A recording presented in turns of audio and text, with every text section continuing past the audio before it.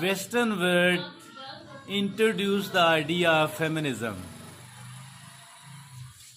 Both the gender sexes are equal and be given the equal rules, equal importance, equal rights.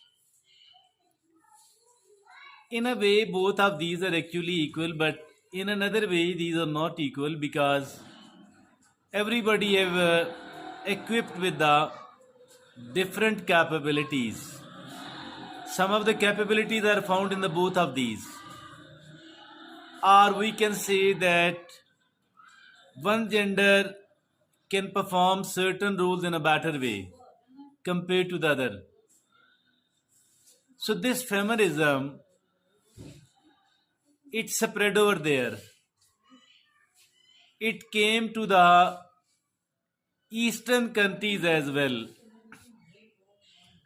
but overwhelming majority of the people in the Orient world could not accept it, did not accept it. Those who were following the feminism there in the Western world,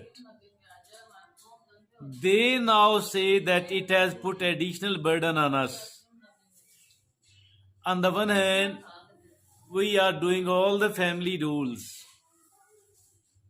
bearing the children, and doing plenty of other things which we were already doing. But now certain additional items have been added to our responsibility, a burden on our shoulders that you do have to carry it on as well. That is what the women of those countries now think and express it openly as well. Islam and the Eastern philosophies, they say something quite different. Instead of talking about the feminism, they talk about the femininity. It is like equality but equanimity at the same time.